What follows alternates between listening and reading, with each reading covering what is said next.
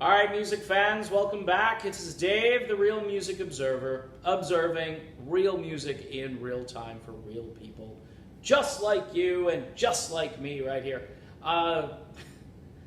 There's this guy out there, his name is Hugo Valenti. Now, I talked about Hugo a bit last year. Hugo, I think at one time, was really working to be Journey's new lead singer.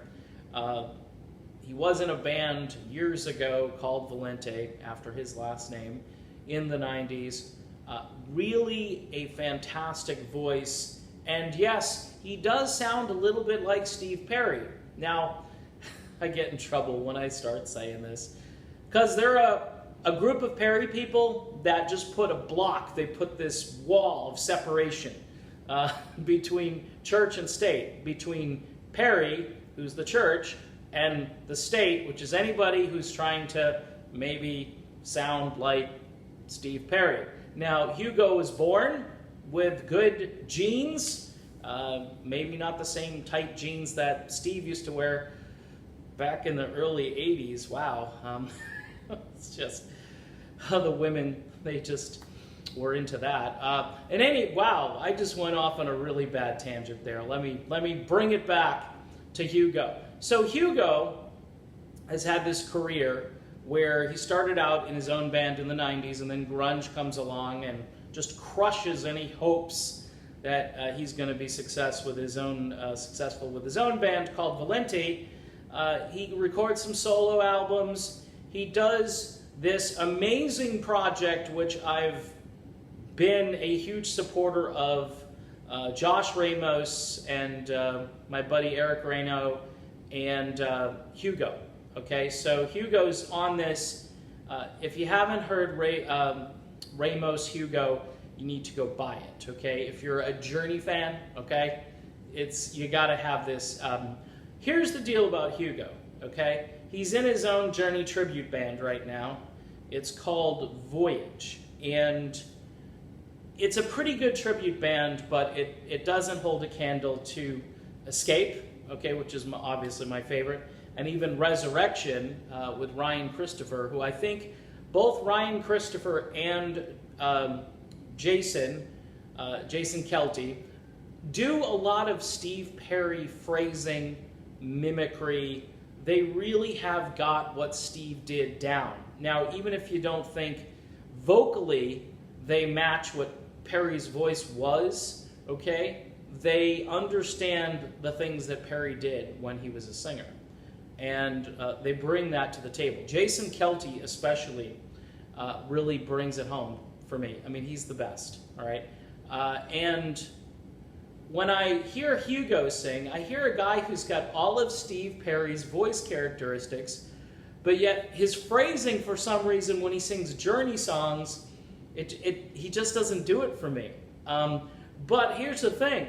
His material outside of Journey is stellar. It's the best stuff you listen to. I mean, his solo work and his, like I said, Ramos and Hugo album, and he's this reluctant guy right now. He won't record with any melodic rock folks out there. He won't find Josh Ramos and do another album. I wish he would, because that stuff is terrific. And he continues on basically doing the Journey tribute thing. And as a fan of a great vocalist who maybe just wants to live this life of doing, tribute stuff, I wish he'd get out there and record another album. Now, I've heard it through the grapevine, through several folks that are remotely close to him, that have said that he just doesn't want to do this. He just doesn't think it's profitable. He thinks making new music is a waste of time and so forth. I wholeheartedly disagree. I can almost sense possibly, and maybe if I say it enough, maybe it will happen, that there's some kind of melodic rock revival happening. The Frontiers label has just been on fire lately with release after great release. And all across the spectrum, whether it's more gritty hard rock or very melodic, like rock from Sweden with lots of keyboards and stuff, there's something going on, and I'm hoping it will begin to overwhelm the crap that dominates the mainstream rock charts these days. Plus, you've got Greta Van Fleet that is about to drop fairly soon. So my point about Hugo is it's almost like he's wasting his talent sitting on the sidelines. If you haven't heard Ramos Hugo, the album is called The Dream. It came out in 2008 or 2009.